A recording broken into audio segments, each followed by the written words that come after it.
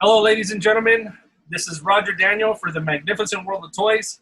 Thank you for joining us once again for another episode of Clan of Fiends. And today we have Mr. The Enemy Planet. Travis, why don't you take it away? Give us your little introduction, and then we'll go to Jack. Hey, everybody. Got Travis reporting live from the Enemy Planet. Back again with these two guys for whatever reason. We haven't seen each other since you guys have seen us. So, everything that's new to you is new to us. Jack, how you doing? What's up, guys? Jack Grimmett here, Graph Angel 1. I'm still alive. I still exist. Living out here in the desert, 120-degree heat, and unable to go toy hunting anywhere. So it's really nice to reconnect with you knuckleheads. Yeah, it's awesome. It's great, seeing you guys again. I know we kind of had a bit of, I don't know, it must have been 2 or 3 months since we last did this. But yeah, I got to apologize for the lack of activity. It's been very busy, just with the channel, life, work, and then, a couple custom things here and there, like projects and all that stuff. So, but yeah, it's really cool to see you guys once again and kind of start, just embark in another episode, and talk about, all these little things that we love, these toys and stuff like that. And, it's been a very interesting time as it relates to toys, especially for me. I mean, I'm excited because right now we're sort of in the thick of the release of the Masters of the Universe Origins, which kind of leads me to our topic. What we want to talk about today is vintage versus modern. And part of the reason I bring that up is because, there's the vintage collector, then there's the modern collector, and then there's the guys that collect both. But sometimes, we kind of, we got opinions, differing opinions as to why we collect one or the other. And so, I don't know, I've always thought it interesting. I'm excited to see new things, especially from like old properties that we grew up, watching and stuff, especially, and when it's something so well made. Like, I'm a big fan of the Masters of the Universe Origins and totally excited about it. But before we get into that, guys, why don't we, Jack, why don't we start with you with a little bit of show and tell? Can you share maybe 2 or 3 things that you've gotten recently? Yeah, so you know me, I pretty much collect anything that's in front of me when I have money in my pocket. So hugely into Ninja Turtles. I'm really equally as excited about the Masters of the Universe Origin line. Pretty much everything. I've been like having this love-hate relationship with NECA lately because they pretty much exist for the lifeblood of scalpers, and I don't understand it. Thankfully, they've switched to some pre-order systems now, which have been, kind of beneficial. I think Super Shredder's coming in a week or so. But there are some figures that... I think he's out. Yeah. The one that I saw people directly hasn't gotten to me, though. He's in the stores, but I don't have him. Yeah. So I'm waiting. But there are still ones that were frustrating. The Slash and Leatherhead 2-pack, the Casey Jones. They're unicorns in the wild. So, you always have this battle with which one's better, and the cartoon one's better than the video game one, and all that stuff. I didn't care, man. I just wanted a new Leatherhead figure. Oh, nice. Yeah. I picked up the Turtles in Time one. The dude's awesome. He's actually got more coloring on him than the animated style one. So I don't know, specifically his boots and his crotch have colors. So yes. So do mine. Crotch, yeah. But I was stressing out trying to find those other ones, man. And then I was like, you know what? I don't even want the Slash because the cartoon Slash looks like he's a meth head. And I have the video game one who looks awesome. So I got the arcade one. I had a friend on Instagram, my like only toy friend in the desert, messaged me about a week and a half ago and was like, I'm at Walmart right now and I have the Raph and Casey 2-pack in my hand. I literally just dropped everything. I was preparing lessons for school and I just dropped my laptop to the ground, walked out of the house and went to go meet him at Walmart. So there was that. And then I don't want to spoil mine, but the other pickup that I got is I got He-Man and Skeletor in the wild. I know they're the common ones, but dude, let's be real, man. They're awesome. They're super fun to play with. So still got some new old things or old new things, whatever.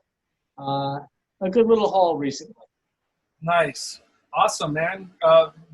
Travis, what do you got, man? I know you got something cool and funky and something that something Yeah, awesome. I'm gonna go a completely different direction. This came in the mail last week. This was I'm sure most of our viewers recognize it, but this is Ro-Man from Robot Monster, one of the absolute worst B sci-fi movies ever made. 1959. I'm probably gonna catch hell for getting that wrong, but just the size of this guy. I'm gonna put him right next to my head, so there's no none of this. But just this thing is massive. This was a Kickstarter initially. I backed this back in November, maybe even October, and so it's been one of those long waits. Anybody who does Kickstarter toys know how long that wait can be. The figure itself just phenomenal. I mean, they said 13 inches, like in the description and stuff, but when I got the package and I picked it up, I was just kind of wowed, in awe of the weight of the thing. I'm currently taking those guys to task a little bit for some of their logistics issues, but the figure itself is just phenomenal. Those are hitting the shelves at specialty retailers. A number of stores, both online and brick and mortar, have their own like unique variants of them. One store I saw has like a red and blue split 3D, version, which is really cool because it was a 3D movie when it came out, or at least it says it was, whatever that meant. Just an awesome figure. I'm looking at the shelf right now and I have 20 some versions of this guy. So I'm obviously a fan. I do need to update an IG post with all that, but figure itself is just amazing. That's cool, and that's soft vinyl, right, Travis? Oh yeah. Hollow vinyl. So this would really qualify as Sofubi. It's got stamps on the feet, which is usually a hallmark of that. And I have another Sofubi version that's not like official by Skull Headbutt, close to the same size, and that's where I was just amazed at how massive this thing is. And it's officially licensed. It's like the first ever officially licensed Robot Monster thing, so that's kind of cool in itself. Just coincidentally, I'm going around with what I have on my desk behind me. Another little Sofubi piece I picked up was another dead astronaut figure. I had seen this one at Designer Con, and I held off on it, and it just came up on eBay for a price I was quite happy with, so I grabbed him. That's a Death Trooper, he's called. And just because I have it behind me, and then we've got flea market finds. So I have a Pee-wee's scooter that I was missing handlebars, so I added my own handlebars to it. And then I've just got a posable chimpanzee who's riding it because, you guys can be out there chasing your $50 specialty toys in Walmart and NECA.com. I'm going to find a posable chimpanzee to ride Pee-wee's customized scooter. That speaks to collecting for me. I think for our viewers, I'm sure you guys have all seen what I've gotten recently. I've gotten that Joker. You guys can see a video about it on the YouTube channel. And then also the Masters of the Universe Origins, which, you know, are just, I mean, incredible. I mean, just awesome box art. The articulation is great. It's just a fantastic improvement on the 5.5 body, if you guys are like into that stuff. And I mean, it's just really, like I said, I want to see that line go the distance. I mean, I want to see what Mattel is going to do with like characters like the Evil Horde and things like that. I mean, that stuff is going to be fantastic, but we'll get to that a little bit later. I'll just share a couple of other things that I've been getting.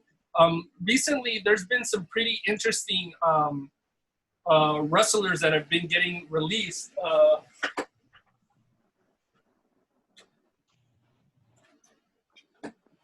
These Elite figures, I'm really becoming like a fan of them. And so hold on, let me see. It's like Razor Ramon and Miss Elizabeth. And yeah, I'm a fan of Miss Elizabeth. I mean, I always loved her and Randy Savage, and really there was no Randy Savage without her. And I think, what was it, like WrestleMania 7, when after they had like broken up and they reunited after Macho Man lost his career by losing to the Ultimate Warrior, and then she came running to him. If you didn't cry seeing that, you're not human. You're just like not human. That was like one of the greatest moments in wrestling history. But I mean, this is just like a really cool Miss Elizabeth figure, and you know, it's like when I saw it, I just had to have it. And then yeah, I also picked up a couple of the other ones, like there's Viscera and Greg the Hammer Valentine. Anyway, I want to get to, I think it's about time we get to the topic that of today, which is vintage versus modern. Now, as I was stating earlier with you guys, so one of the things that got me thinking about this is that, you know, I noticed on Instagram, social media, there was like a couple people who were sort of like, well, you know, why would I need to buy the Masters of the Universe Origins if I have the original? And then the same thing's been with the Ninja Turtles. I mean, like, I was a little adamant in picking up like the NECA Ninja Turtles only because they're very difficult to obtain and at a good price. And it's like, you go to Target, like I honestly wanted to get the modern like NECA Ninja Turtles, but to this day, I have not seen one at a Target ever. I've never been lucky and seen any of the 2-packs, nothing, since they came out. And so my thing is that, you know what, I want nothing to do with that line, because I don't want the anxiety of trying, and I don't want to have to go to Target every single day. And it's interesting because I did it for the Masters of the Universe Origins, but I just can't, I don't like Ninja Turtles enough to do it for that. And so it's just kind of, and that's sort of my thing, my problem with modern is the difficulty of being able to obtain the stuff. Now, my other thing about vintage, right? I love vintage. I have, you know, a decent collection of vintage, but when I buy vintage, I really don't care about the condition. I mean, as long as it's intact, right? Maybe has a few of his accessories or whatever, I'm happy with, because many of the times I take the extra accessories and I pack them up, and sometimes I lose them. And then I also have children, and I know my children may eventually get to the stuff and they may tear it up. So I'm like not the kind of guy that's going to go out and spend large sums of money on something that's in mint condition or a museum quality piece if I know that I myself am not going to be able to take care of it, you know, just kind of, you know, because like, I mean, I don't mind my kids coming here and playing with this stuff and all that, because, you know, it's kind of stuff that brought me joy, and I see that it brings them joy as well. I'm not the kind of guy where they come in here, I'm like, hey, let that go, you know, don't touch that, blah, blah. Like, I encourage them to play with this stuff, because if they like it, you know, they will, you know, I can buy it for them,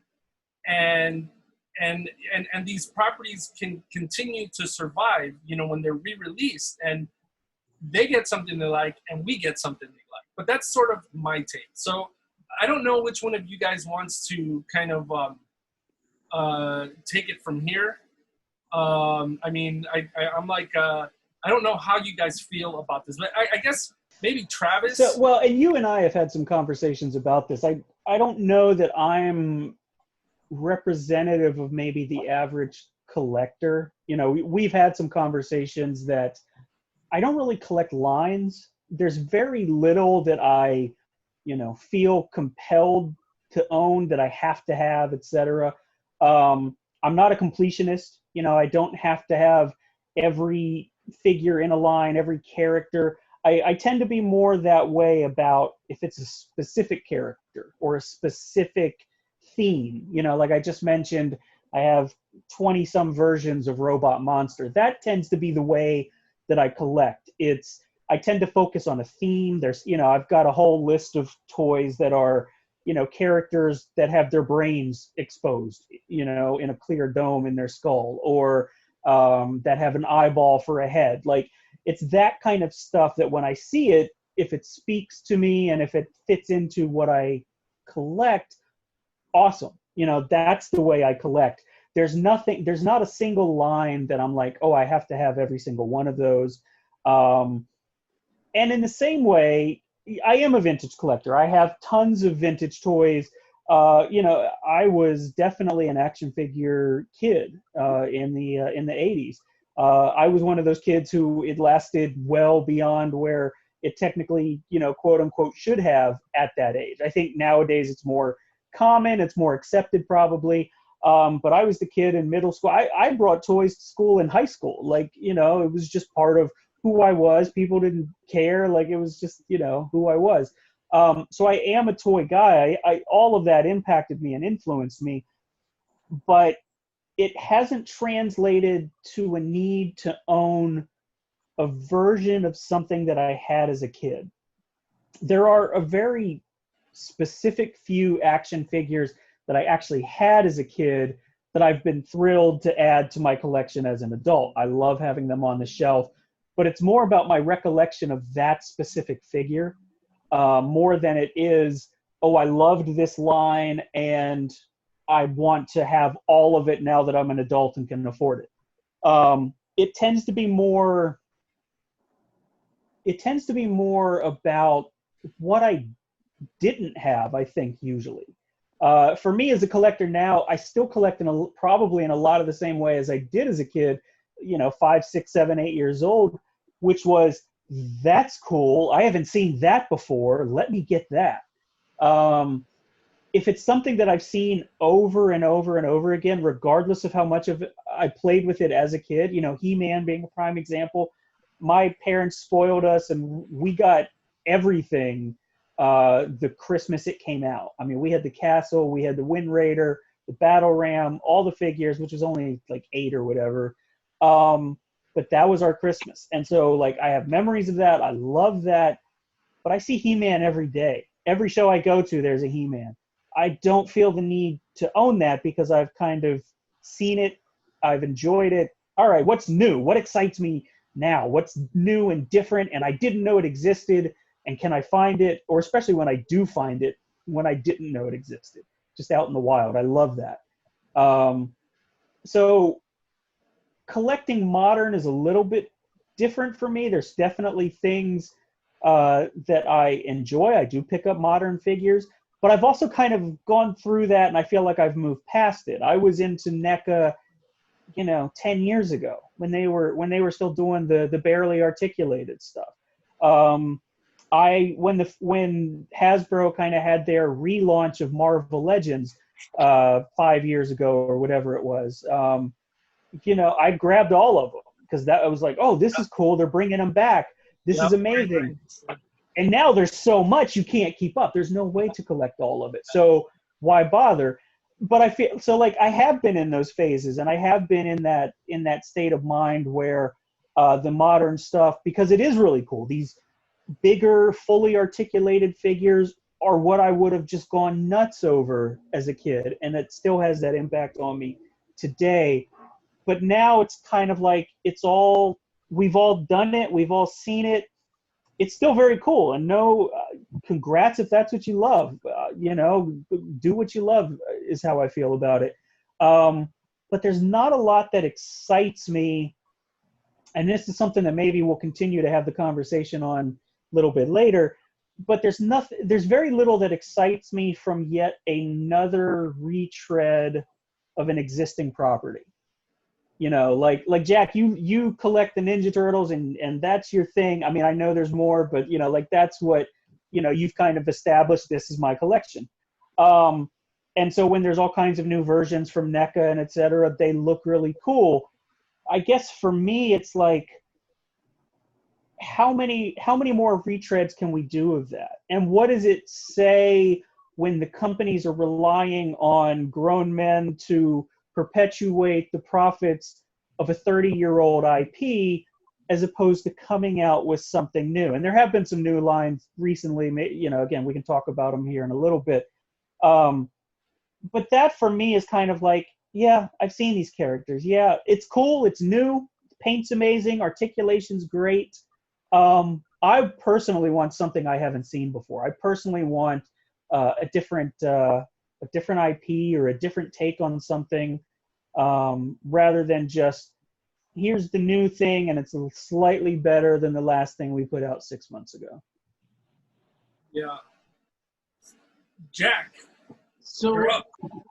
I know Ninja Turtles is like my staple, right? And we know I have tons of vintage things that I've acquired. I haven't bought vintage lately, like in a long time. I mean, going on months to years, or well, a year. We'll say a year. I haven't bought a lot of vintage. And we know I'm obsessed with Ninja Turtles to an extent, but the one thing that I positively cannot buy anymore, I'm totally over, is another incarnation of Leonardo, Donatello, Raphael, or Michelangelo.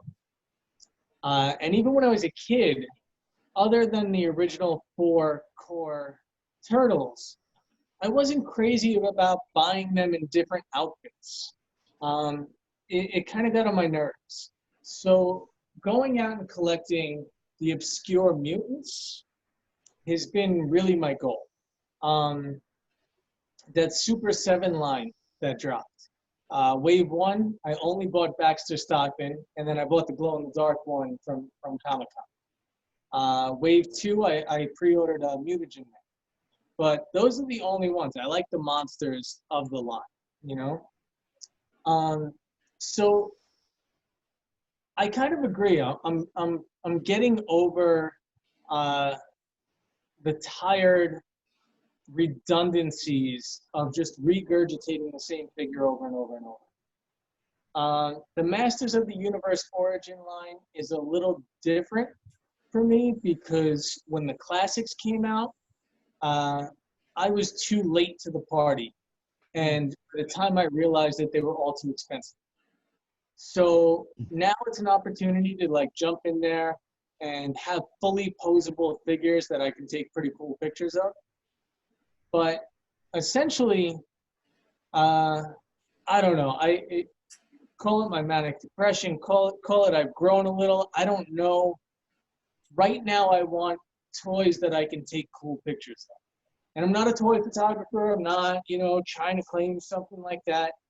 But I like taking cool pictures of my toys. And having something that just kind of is redundant or a pain in the ass to pose, I'm not really interested anymore. Travis, you have an amazing collection of what I'll say curios and oddities in your toy collection. I wear that proudly. Thank you. And well, I love it because that's actually where I was probably about 2 years prior to moving to the desert. And like anything, if it was weird or colorful in the right way and caught my eye, I was interested. And my wife made fun of me when we first got together because she's like, "Why do you have a Fluttershy in your collection?" And I'm like, dude, it's a cool, like, it was a Funko, but I didn't even know what Funko really was when I first saw it. And I'm like, it's kind of graffiti style. It's a little different, and I like the colors. It pops in the collection. And so I'm kind of gearing back towards that, where I like the oddities, I like the weird things. I want the rare gem that people are like, WTF, man, what is that? I'm like, I have no idea. Yeah. You know, Daniel, he got to see the turtle room up close, and it was really cool. Sensory overload. I tell my wife all the time, I have bad eyes. So when I go in that room, I generally just see splashes of color, and that makes me happy. Yeah. As I've begun to move a lot out to like my little record collection area, I'm focusing more on the oddities. As we move, we're looking to buy a house. I'm going to invest in the, what are they, the Detolf IKEA cabinets. Yeah. I'm going to have a rotating collection. I'm not going to have the entire stock out. I'm going to treat it like kind of monthly themes. And I'm gonna go to the storage and see what box I'm gonna open today and make a theme out of that. So I'm definitely leaning away from the modern redundant releases, because truth be told, and mind you, I still have things on pre-order, but NECA gave me anxiety. It gave me anxiety to where I was getting mad at collecting. And I'm like, come on, man, that's not what it was about. Like, Yep. I even, this is so funny because like the New York came out of me real strong. The very day that the glow-in-the-dark Super 7 Baxter Stockman was released, within minutes of me ordering mine, I looked on Mercari and somebody had it jacked up to like 3 or 4 times the price. Yep. And I messaged, I'm like, dude, already? And the guy like felt bad. He's like, I'm sorry. He's like, if it really bothers you, I'll take it down. And I'm like, look, just like do what you gotta do, bro. Like, you need to explain yourself to. And he did. He literally went back and forth with me, having a conversation about how times are tough. We're in a pandemic, and he needs some money. And I was like, I can't fault you, but like they are still available for pre-order right now. Like I don't understand where your mentality comes from. Yeah. It got really frustrating, man. And I don't want to get caught in that hamster wheel, you know? Like I said, I'm not fighting to have a specifically cartoon colored Leatherhead. I want a giant alligator toy and I want to play with him now. And I don't want to spend a lot on him. So, All right. So, Jack, hold that thought. We're going to have to take a break, and we'll be back.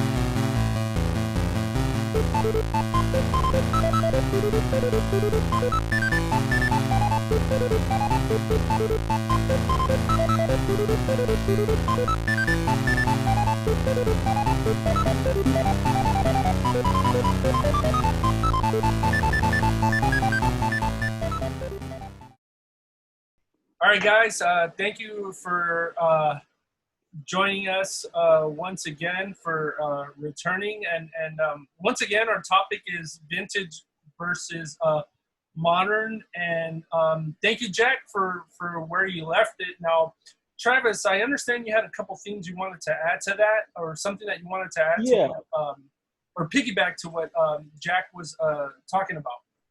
Yeah, absolutely. I mean, Jack, you know, you talked about that element of being frustrated by the hunt, right? And to be honest, like so much of that, I think, is also why I've shied away from that stuff. Because again, there was a time 5-6 years ago where that was kind of what I was fascinated by. It was still somewhat new, and with the level of just advancements that we were seeing in action figures at that time, that was all amazing to me. But at this point, as I look around, and I said to my girlfriend the other week, there's all these things constantly being released, and immediately the griping begins because you weren't able to get it, right?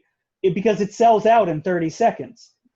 And there's that element of frustration with the hobby, and obviously so much of this stems from the scalpers. There is a lot of purchasing of stuff. The new Masters stuff, the Scareglow, we were just talking about that. The day that went up for sale on Walmart and sold out within a minute, I think, that day on eBay, they were all listed on eBay for $50 to $70. This is a $15 figure, not even out yet, and we don't know to what degree it'll be available. And immediately they're up on eBay for $70.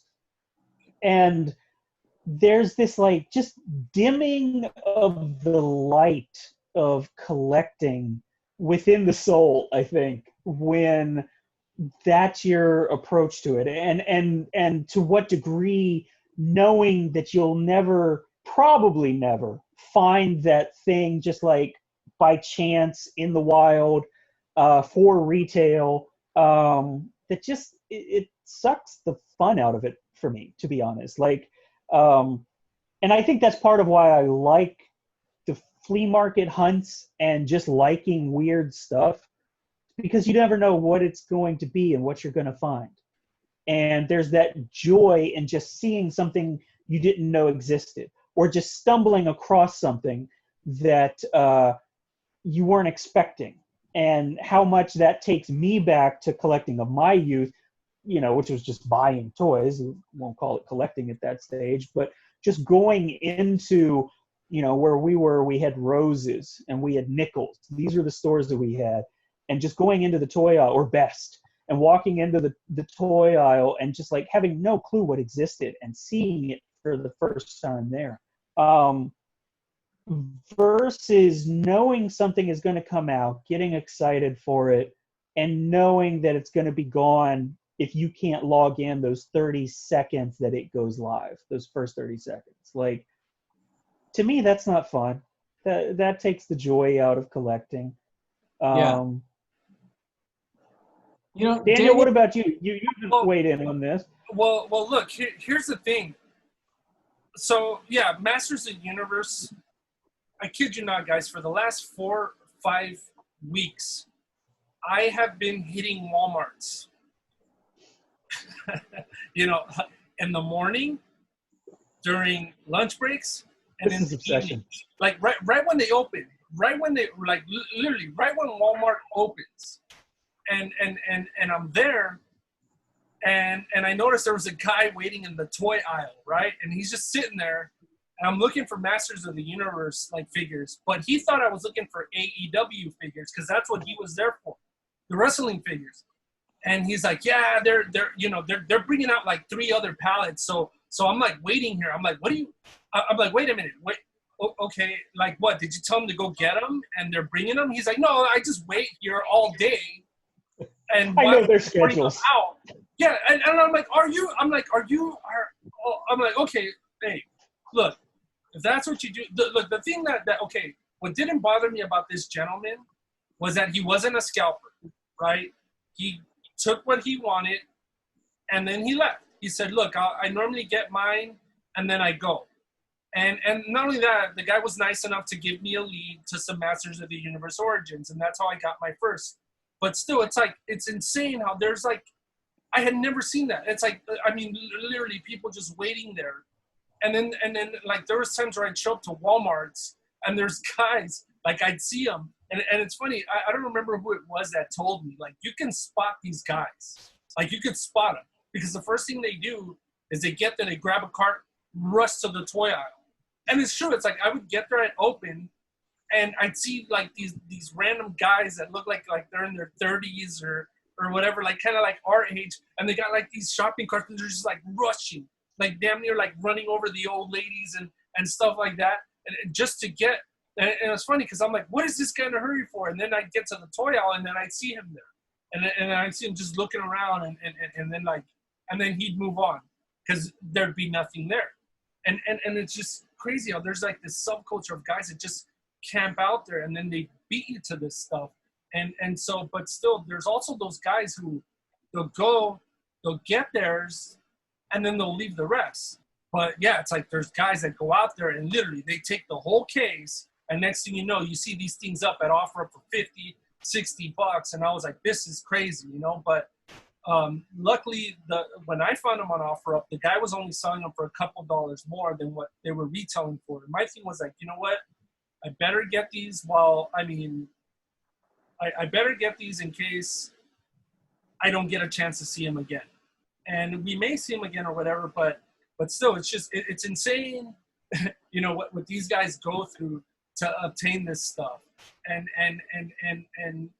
But still, it's just like unfortunate that sometimes it's bad actors who just want to flip this stuff, and sometimes, you know, it's just guys who, like I said, they just want to be first, and power to them, you know, if that's what they want to do and they want to hustle, and much respect to those who leave some for the rest, you know. So and there is a strong culture of that, I think, within the collecting community, period. It's not limited to toys by any stretch of the imagination, but there is definitely that subculture, and I think that it's just been ramped up in recent years. I think it's on steroid these days because we do live in kind of this golden era of collectors, adult collectors who have money to spend on these things, who maybe don't want to spend. Myself, you know, being in kind of, you know, the west side of LA, there aren't Walmarts here. So if I want a Walmart exclusive, I've got to go up to Burbank, or I've got to go to Central LA. I can do that, but sometimes it's easier to just pay a couple bucks more to get it. And I'm not going to throw shade. You know, I'm going to say some negative things, and I don't mean that to be like a strictly negative thing. I've certainly bought a figure at retail with the express purpose of selling it at a higher rate because I knew people were doing it. I've never bought out entire stock, anything like that. But there is definitely that culture of first, like you said, Daniel. There's that culture of I just have to have it first. I have to have it early. But then we kind of create these self-perpetuating cycles where, well, the reason that you don't know if you're going to get it is because everybody's buying it to sell it at a higher rate that's taking it away. If you weren't buying it, it would still remain on the shelf. I think as we start to hit this, you know, the economy, I'm not going to get too political, Daniel, don't worry. But as we, you know, continue to see signs that the economy could still continue to slide downwards, I've already seen my eBay store the activity has dropped a lot since the additional $600 a week unemployment benefits ended. I think we're going to see kind of a lot of a slowdown on that kind of purchasing if things continue to decline, in which case the guys who have bought all this stuff end up sitting on it because they can't move it, because the people who would normally pay that don't have the job to pay for that, or you don't know what the future is going to hold, so you're saving more as opposed to spending more. There was a lot of that went on with the you know, the comic book crash in the 90s, where there was just all this sitting on inventory thinking things would always be as it is now. And then things change. The real world interrupts, and suddenly you have all this inventory that now you've got to let it go. And one small last thing, and then I'll let somebody else speak. But a couple months ago, when was it? Maybe 4 or 5 months ago, I did, Jack, to your point, I did see a NECA turtle set in the wild. It was at a Target, and it was the Foot 2-pack. And I kind of had an interest in that. And then I was like, yeah, what am I going to do with it? You know, so, all right, well, what if I buy it and then I flip it? All right, it's really hot right now. Let me see what it's selling for. So I look it up. I start doing the math, and I'm an eBay guy. Start calculating shipping costs. I start calculating eBay fees, PayPal fees. based on what it's selling for on eBay. And suddenly it's like, all right, I can buy this, but I'm making $5 in the deal for how much effort. And I think there's a lot of the guys who contribute to this culture, who on those who buy for the sake of reselling. There are the ones who have been doing it a long time. They know exactly what they're doing. They probably have in-person avenues for moving this stuff, and there's a little bit more profit there. I think it often appeals more to the guys who are newer in it. They've had it happen to them. They've seen it work for others. They're like, I'm going to make my money off of this. And then quickly find out that there's not a lot of money to be made flipping something that's currently in stores. It's those couple bucks here and there. And I think those guys tend to then get frustrated and tired and cycle out. The problem is there's always somebody new to cycle in. And so it's not the same guys that we're always dealing with on this stuff. I think there's a lot of just cycling through of new people thinking, I'm going to make a quick buck on this. This is the new Beanie Baby of 2020. I'm going to make my money off of Beanie Babies. There's no history that can prove me wrong here. Yeah. Jack, yeah, go ahead. Go for it. You guys know that I was really hunting out those Age of Apocalypse things, right? Dude, I pre-ordered on Hasbro's site. Was it Hasbro? Hasbro. Yeah. I pre-ordered Apocalypse. I pre-ordered also on Amazon, knowing that like these things take forever to actually get to. I was in Target probably a week ago when I found him. I found Apocalypse, right? Yeah. And super cool. I wanted him. I bought him. I'm not saying I'm right. I'm not saying I'm wrong. But I went on and I canceled my orders for the other two. I canceled them. I don't need more than one. Yeah, I could flip it. I could probably even make $20 on it. But I got it. That's all I wanted. I'm good.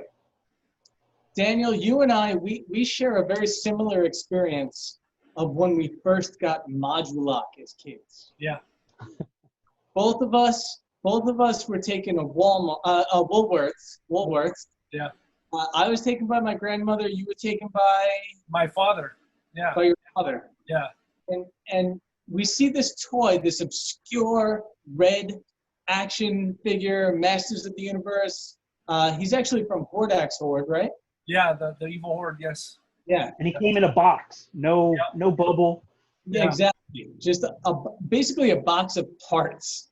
And we see this on the shelf, and it's different than all the other Masters of the Universe. And our little brains are like, I want that one. Yep. It was new. We didn't know what it was. At that point, I'd never seen him on a show or anything, right? Yeah. But there he was in this weird glory. And we got him, and it was cool. And I had the same experience again years later. I didn't know what a Ninja Turtle was. My mother took me to KB Toy Store. We walked up to the first big display that they had. And there were these weird ninja, I don't know, action figures. And I wanted one. And I didn't know why.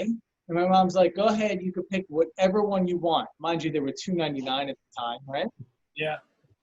I didn't even pick a turtle, dude. I picked Splinter because he looked different than all the others. And it was this magical moment of collecting in the same way that Travis collects. He sees the weird curio, the oddity, and it appealed to him, right? And so you get that opportunity to buy it.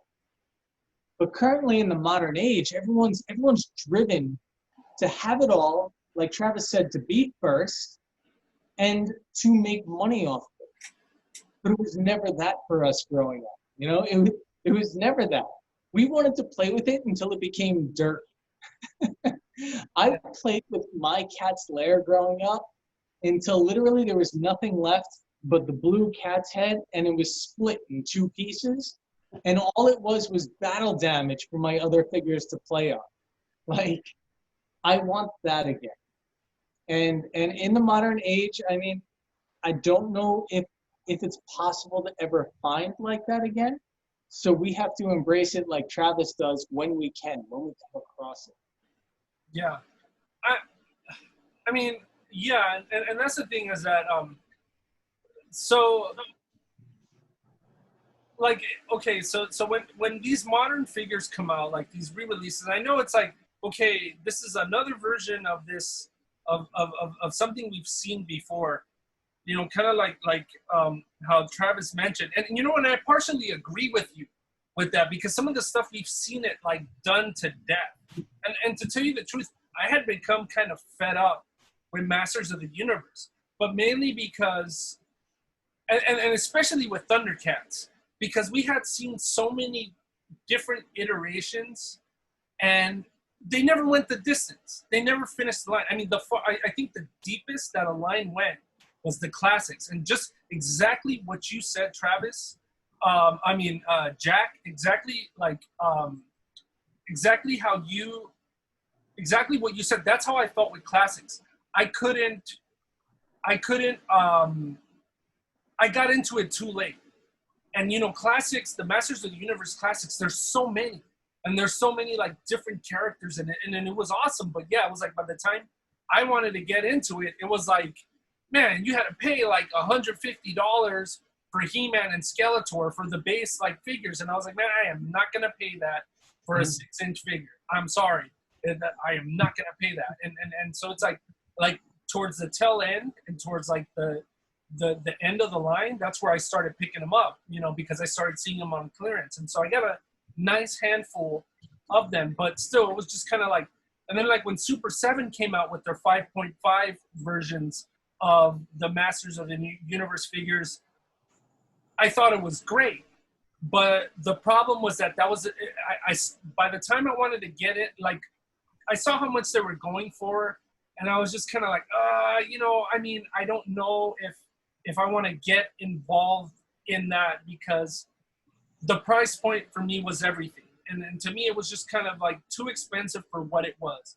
For a 5.5 figure, I just didn't want to spend the money. And unfortunately, they put out a nice assortment of figures of Masters of the Universe, but it didn't go the distance. There's a lot of characters we didn't see, and so I'm kind of glad that I didn't invest in the Super 7 Masters of the Universe line, but much respect to them for trying. And so, but see, the thing is that what sold me with these, with the Origins line, was the price point. It's cheap, right? It's like, you know, it's cheap enough to, you know, if you miss out, no harm, no foul. If you get it from a scalper, it probably won't be at an exorbitant price because it's so cheap. And then not only that, because Mattel sort of made a promise that these were going to get a wide release. You were going to see them at Target. You were going to see them at Walmart.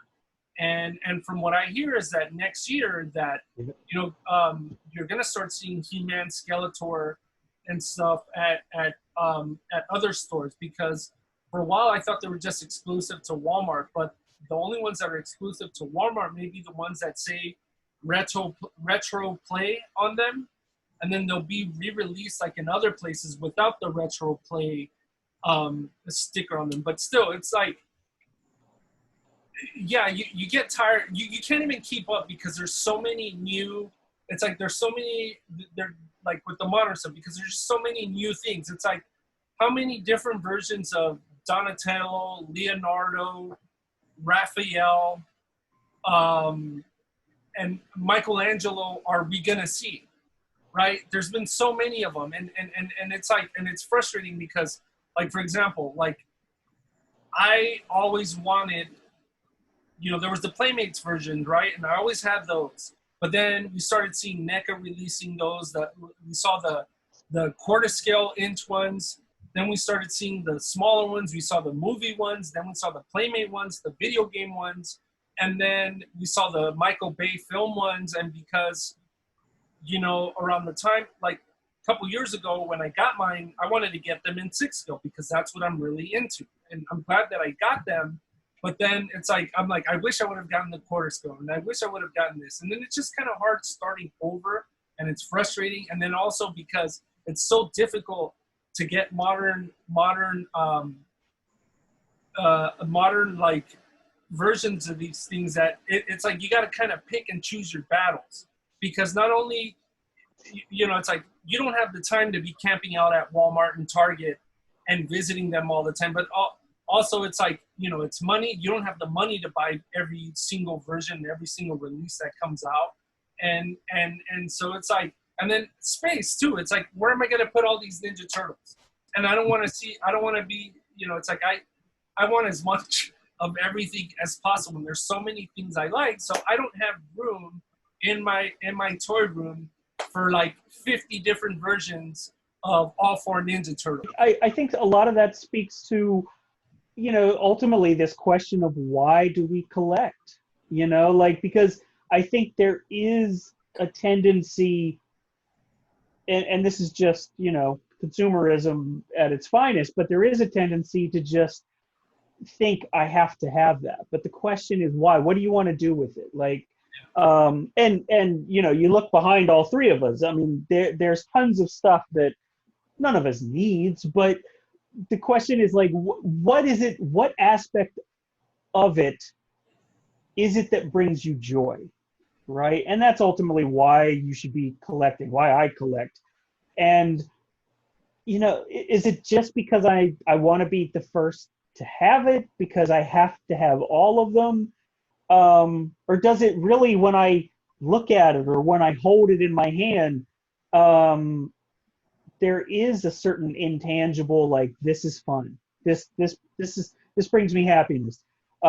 Figuring out what that is for you and why you want to collect these things, I think is key to not just making sure that you're on track with your collecting, but also helping to weed out those aspects of it that do just feel like running the paces, running the rat race. You know, if it's just to say that you have it, you're going to get rid of that eventually. If it's you know, Jack, you mentioned wanting to do, you know, get into the photography stuff more. That's something I've been doing, and to be honest, I only got on Instagram 2 years ago, and I think my whole reason for that was because I was going to do photography of 6-inch scale figures, again, because I like a lot of what they have. And then I just started feeling like, and this is going to sound like a slam, and I'm not trying to throw shade in any direction, but, you know, a lot of, like, for example, the articulated comic book art 6-inch photography stuff, a lot of those guys do amazing stuff. But there's also so much of that is based on so many people using the exact same backgrounds and using the exact same figures, trying to get the exact same photo. And that loses something for me. I found I was having so much more fun, and this wasn't an intentional shift. It just became what made me happy. I just started doing the photography of smaller figures, of little weirdos, of little 2-inch figures in a full-size background or just with an interesting background. And I just found that brought me more joy than trying to keep up with, I have to spend $25 on this figure because everybody else is taking that photo, and I have to get this backdrop because that's what everybody else uses. It wasn't what my collecting was about. And again, like, when it comes to finding things, I like just finding it in the wild, and I didn't know I would see it, or I didn't know it would exist, and it was weird. That's what I like. I like that joy. And so I just had to take a step back from so much of that modern collecting, because it was keeping up with the Joneses.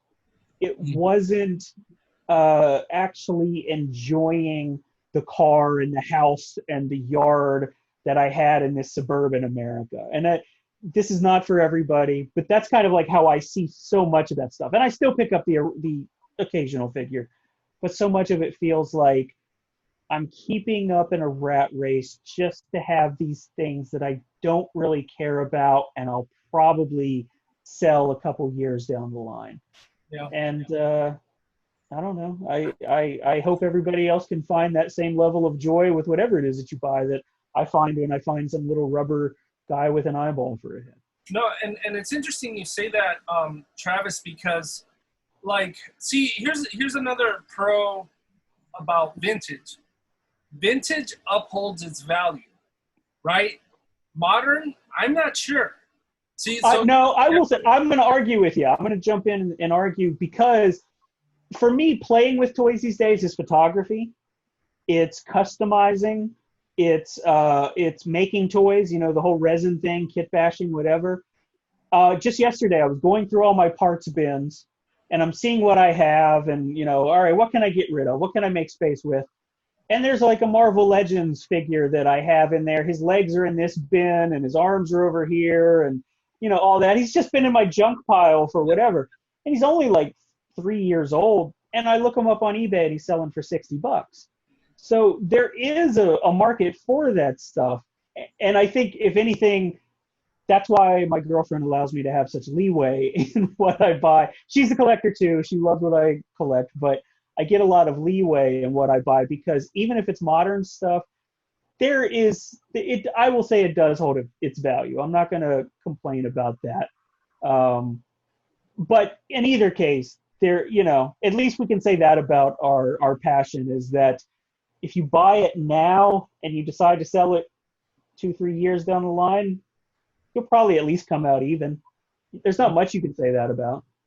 maybe, but then I'm pretty sure there's like there's gonna be some poor schmuck, you know, with a garage full of a bunch of like San Diego Comic-Con exclusives that Star Wars, Power of the Force, mid-90s. Yeah, stuff you're right.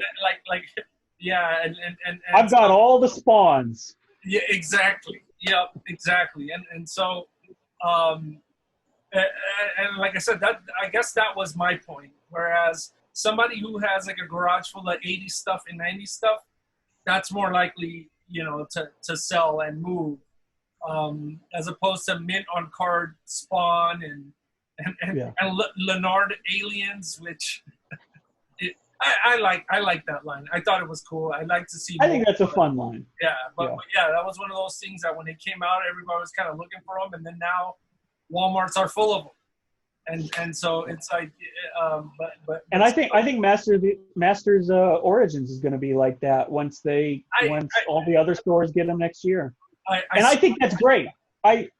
Because I'll let you finish, but I think that's one thing that Mattel's doing differently than a lot of these companies is that they are trying to remarket the existing property to a new generation. Yes, they know we're going to buy it too, and I think that's mostly who's been buying it so far.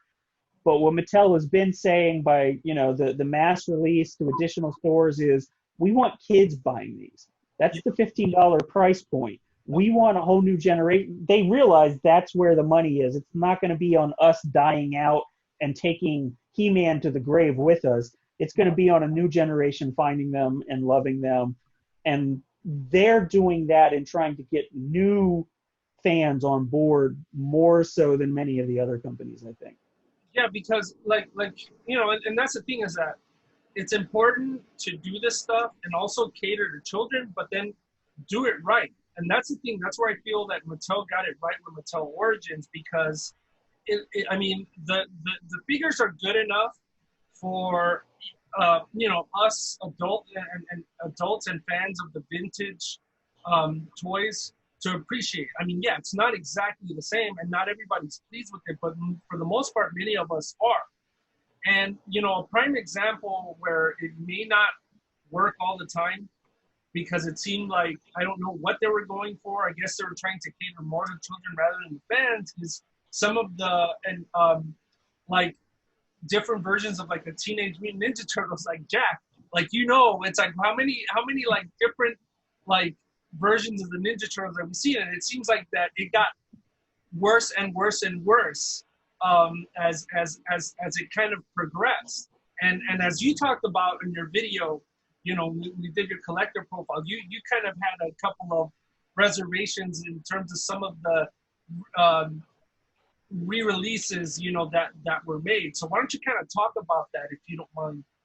Yeah. So I mean, like, I guess I've been kind of like following generationally.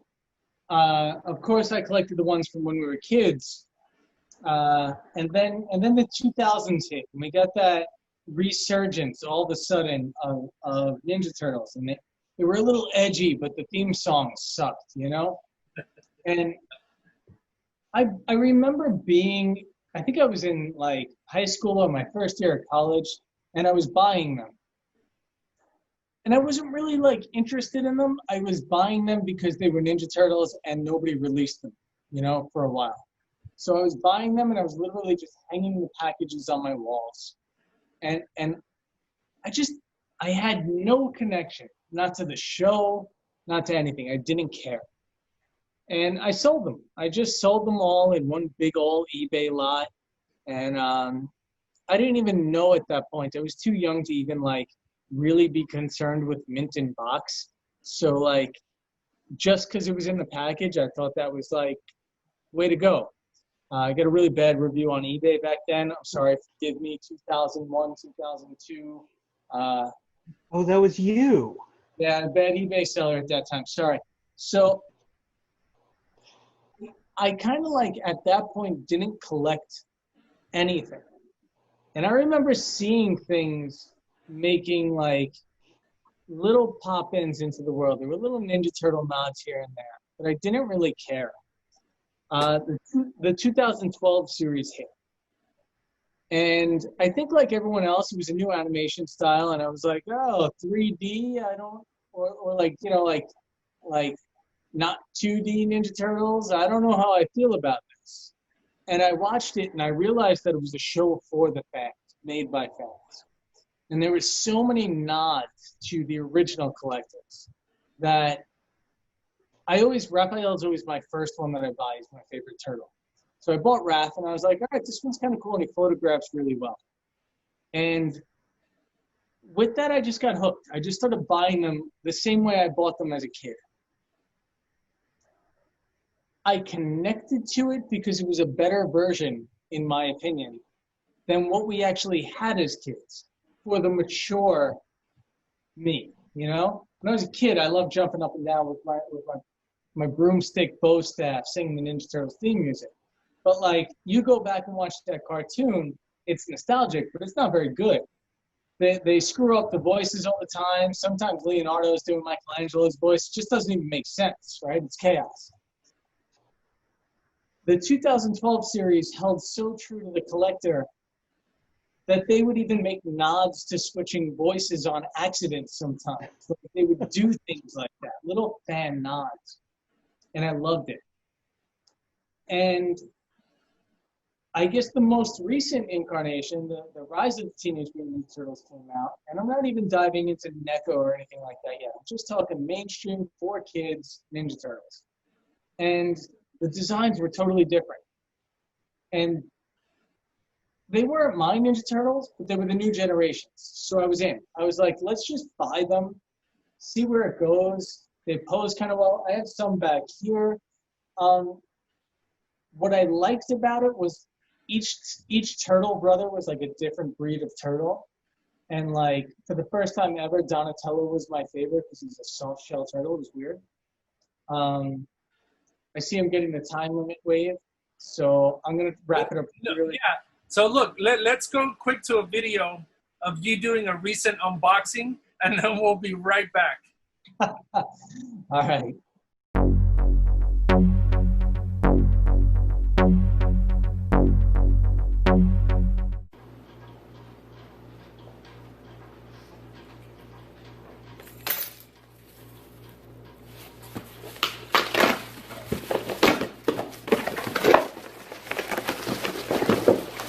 I got the right to learn!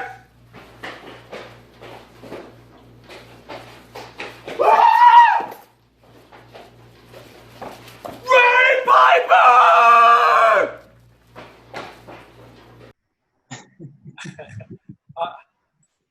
All right. So, yeah, so what you just saw, okay, I thought it was hilarious. Jack, please explain to us what we just saw. And it's a perfect, I mean, look, okay, we're talking Ninja Turtles.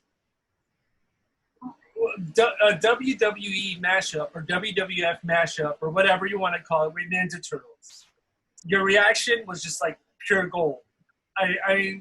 Walk us through that, but then at the same time, if you could just kind of help us, because we're trying to wrap. So if you could just kind of like tell us about that, and let's start taking this home, guys. So I mean, what you saw was pure excitement, like the generational collecting of Ninja Turtles since I was little, since the 80s, all the way up to now. It's carried on, man. Things have changed. Things aren't always the same. I'm not always 100% enthusiastic about a specific line, but I'm enthusiastic that the line exists. Like, it's come from our childhood into, well, I don't have kids, but Daniel, your kid's childhood, you know, like, it's still going. The joy that was created 20, 30 years ago is still going. And you can't say that. You can't say that about things like, I don't know, what was popular in the 50s, like Howdy Doody. Nobody gives a crap about Howdy Doody, you know? Like, You shut your mouth. Yeah. but like it's still going. There's some sort of piece of our childhood that, whether you're collecting vintage or you're collecting modern, the 80s and 90s, early 90s, I would say, seeded something very wholesome that has been able to be passed down for generations and bring joy. And now, my dogs don't give a crap when I open a toy, but like, people who have kids get this experience where they're just as excited while their kids open a toy as like we were when we were opening them ourselves. And I don't know if you guys remember, but being kids, I could talk for hours about whatever toy I was interested in. And like, you guys might have run into it while you were like older, where like a little kid comes up to you and tries to explain every single thing about Pokemon. And you're like, I don't know, Charizard? I don't know, cool? And you don't fully grasp it, right? Well, that's how we were with Turtles. But now something shifted, and little kids come to us and they're like, and Raphael, he's got these psychic powers and he's bigger than the other brothers. And we're like, dude, I know, it's cool, man, right? We're relating. And when we were kids, we weren't looked at as having like tiny brains and personalities. We were looked at as, go play outside, you're bothering me, right? Yeah. Now there's been a shift, and it's really cool, because now we're like, oh yeah, dude, your toys are cool, and you're going to turn into a really creative person when you grow up, and the future is going to happen, and things are going to be okay after 2020. So like, there's all this hope that comes with our nostalgia, that even if you're collecting the Masters of the Universe Origins or the new Ninja Turtles, whether you're a fan of the animation or not, I don't care. It's still going on, and it's still bringing joy. And we need to be thankful for that, man. Yeah. The world's a good place right now. Let's be thankful for the things that bring joy. Yeah, big time. Big time. So, I mean, yeah, it's that's one thing, is that, I mean, it's like Masters of the Universe, the Origins, yeah, they are difficult to obtain, and all this other stuff, the NECA Turtles, they are difficult to obtain. But yeah, they couldn't have come out at a better time, because yeah, it's like when I finally had these, like, when I finally had this in my hand, it's like I forgot about it. I mean, it was easy to just kind of tune out all the crazy shit stuff happening out in the world. And it was just man, I'm so glad that this kind of stuff exists, and I wish that everybody else can experience the same kind of joy. And so, I mean, when are we going to see an unboxing of those two? Well, no, Daniel? actually, when I get a second pair, I mean, no, but yeah, I did unbox. No, a second pair of the joy comes from opening. Huh? The joy comes from opening. Yeah. No, but I did get a Skeletor, but I haven't gotten a second He-Man. I did get two Skeletors. Actually, I hate to say it, but yeah, I have more Sounds like, Skeletor. sounds like you're feeding the beast here.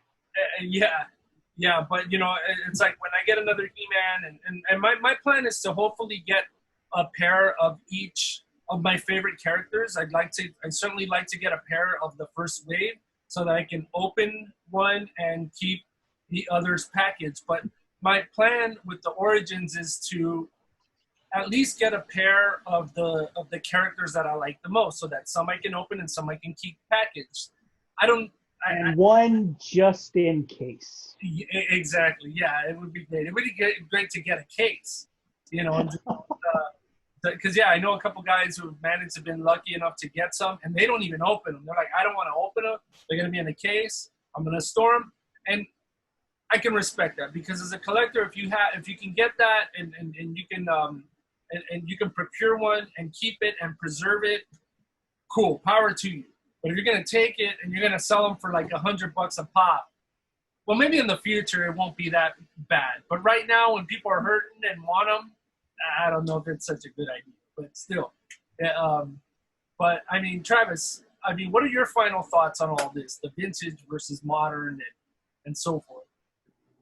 Yeah, for me, it's, collect what brings you joy, man. And Jack, you touched on something there in your comments that this is, by continuing to make these, this is bringing joy across generations, right? And I do think the companies, the toy companies, that's what they're trying to do. Even if it's NECA, or even if it's Playmates doing an elite version of the Turtles, but both of which are clearly aimed at us and not at a 6-year-old. There is still a focus that is trying to bring joy across the generations. I think within all of this that we've discussed and the cons and all that, I do think that is the root. Besides consumerism, but I think where it gets lost is in that how we translate that, and how sorry, Daniel, I'm going to say it, how we're not content to have one and open one. We do have to have multiple copies of one just in case. And that's because we have learned that there is, as we talked about, there is inherent value in these. Selling them for $80 now maybe only speaks to a certain very small subset, but 20 years down the road, who's to say what those are going to be worth? But we've kind of learned that that's to be expected, and so everything that we buy, therefore, has to have that element of collecting. It has to have that element of amassing, and has to have a value somewhere down the road.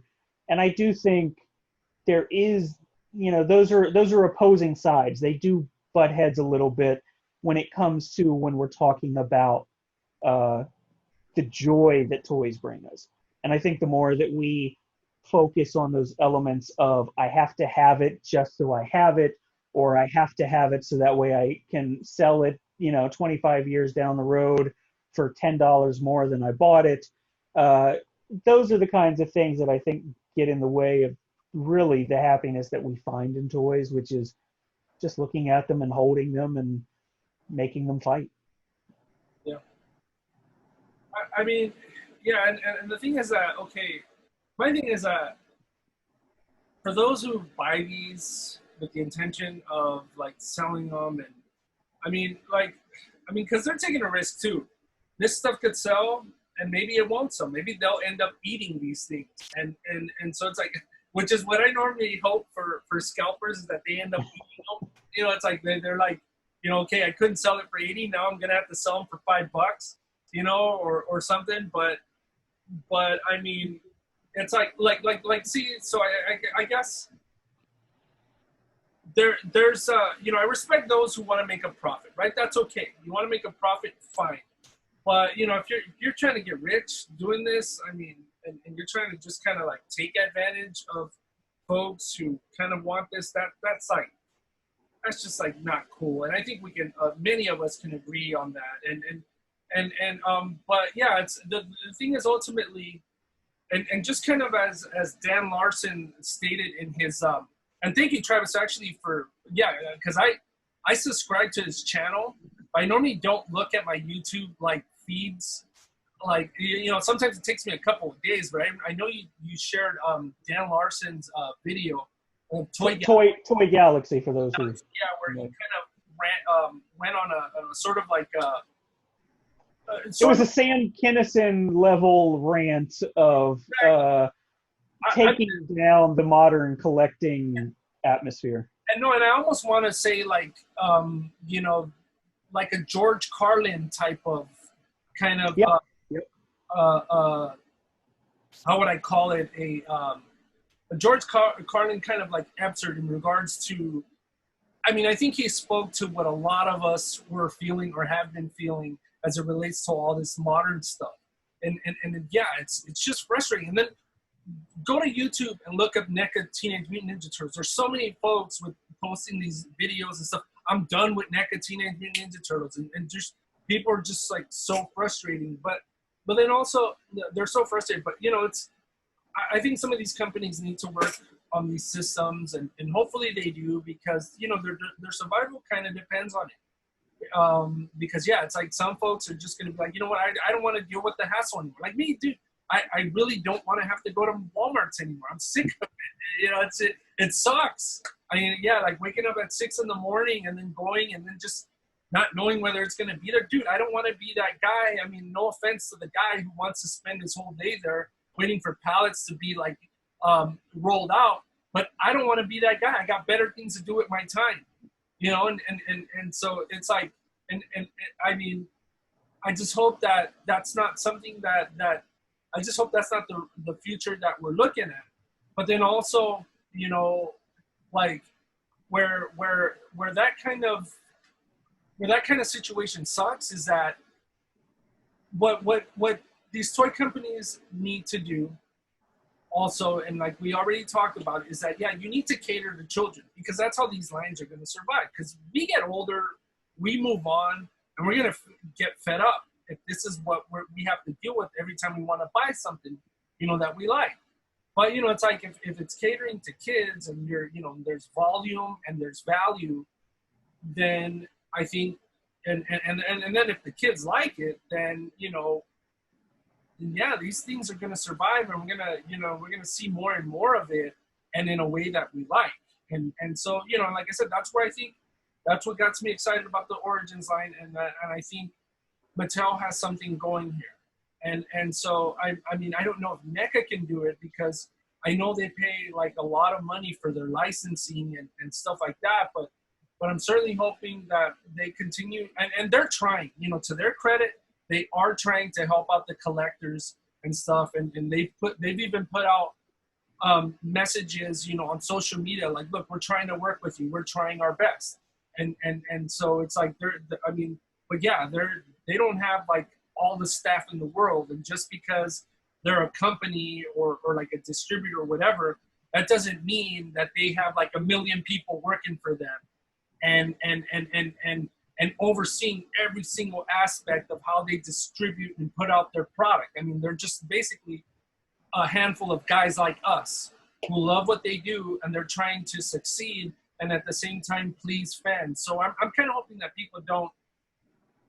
people just kind of need to take a chill pill too, you know, at times, and just be like, look, let's let them do what they need to do, what they're here to do. Because yeah, if they go away, then who's going to pick it up, if anybody, you know? But yeah, that's kind of my take on that. So I guess with that being said, I mean, how do you guys feel about how we're leaving this? I mean, it's like the last thought of the last thought of the last thought. You know, like I said, I'm very happy with the generational idea of toys continuing, of toy lines that we love going on beyond us. You know, the idea of like being a good leader is creating more leaders. Well, being a good toy company is creating more and more toys that generations will go on to love, sure. I wonder if brands like NECA are embracing the fact that okay, whether they make, you know, whether they mass produce or not, they're still art toys in a sense, you know? They're beautifully sculpted. They're rare. They're that friggin' Wu-Tang album that Pharma Bro bought and nobody else is going to get to listen to for 88 years, you know? And I am mad that I can't have it. I am jealous. But you know what? Those toys they're beautiful. So I'm happier that they exist than upset that I can't always get them, you know? Yeah. Good point, man. Great point. Yeah. Travis? Yeah, I agree with that. You know, obviously, I think I've made it clear kind of where I've stepped back from so much of that collecting of modern stuff, just because it has, to be honest, it has taken the fun out of it for me. There's no fun in hunting those down. But I do think, that the companies are recognizing that, the fact that NECA has had to come out and say, we are instituting changes to the way that this works, at least on their own site, to try and prevent those few individuals who are using bots to buy up hundreds of items each. But also just that, yeah, I mean, I don't hate that any of this exists.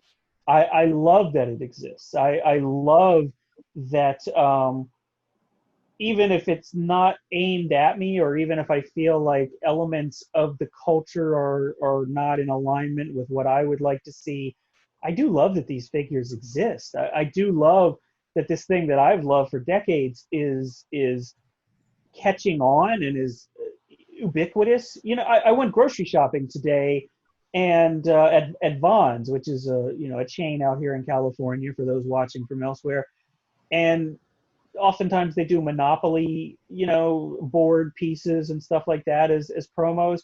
Today they handed me a dozen mini blind bag Disney figures called Mini Pops.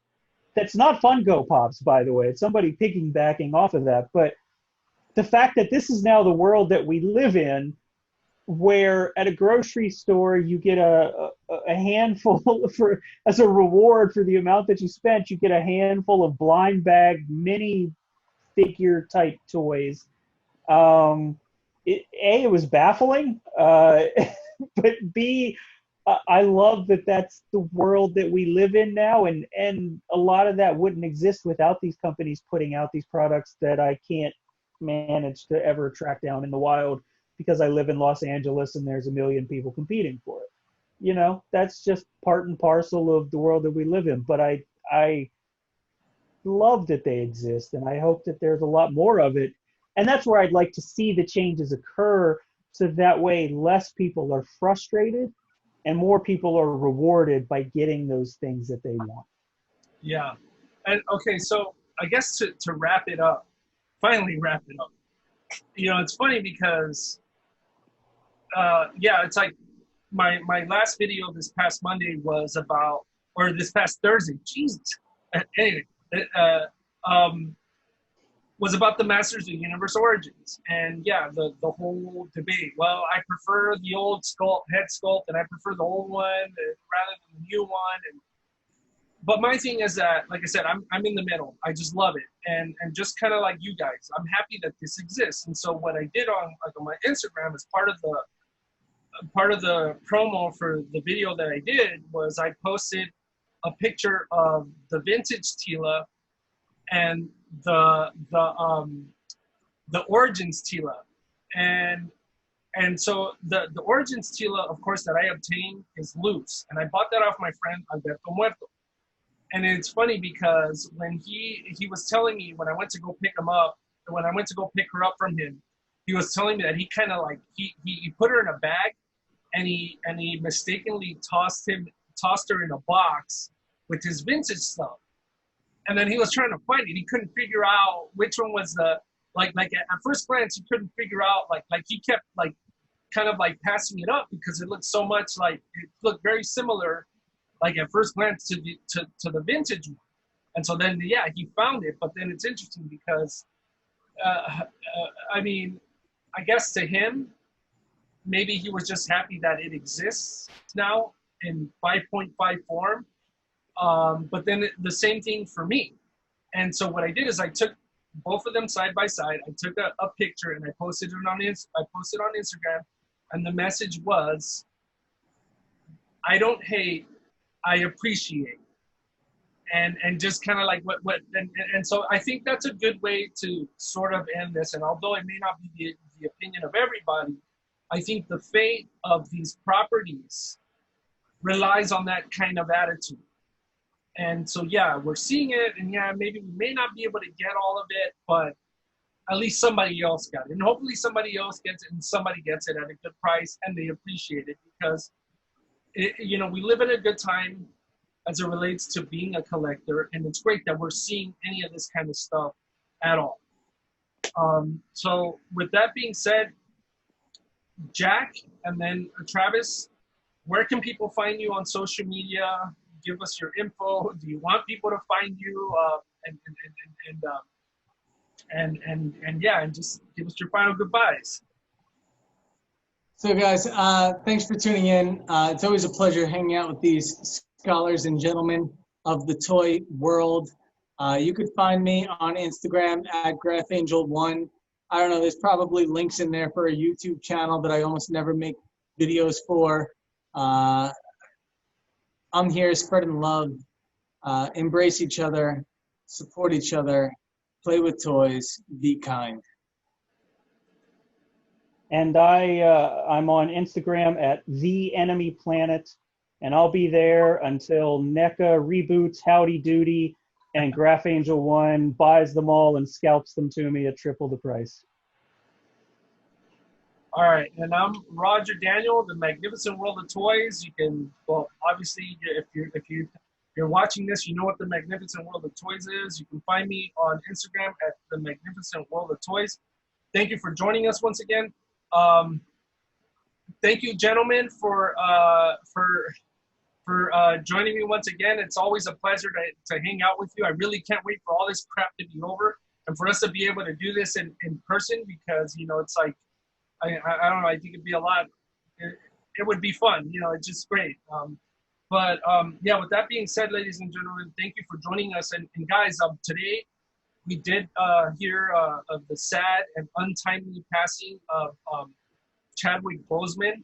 So if you could just kind of close with a brief moment of silence for him, but also, just a brief moment of silence for all those who are suffering, and all just the crazy stuff that's happening in the world, and just let's hope that things, turn around, regardless of what you believe in politically, religiously. It's like we got to reach common ground, and collectively we really got to kind of just become a better version of ourselves, all of us, just for the sake of all mankind. So if you guys would just please take a brief moment of silence for me, and then we'll close.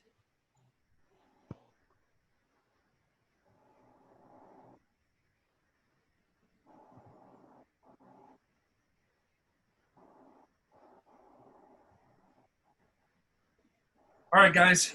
Thank you once again, ladies and gentlemen. May you all be safe. Take care. Love one another. Appreciate one another. And may those who play never grade. Good night, guys. Thank you for joining me.